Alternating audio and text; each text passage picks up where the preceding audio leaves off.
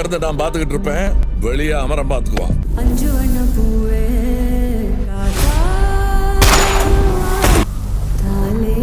நான் 8 அடி பாஞ்சா நீ 18. 16. சரி கணக்கு புள்ள.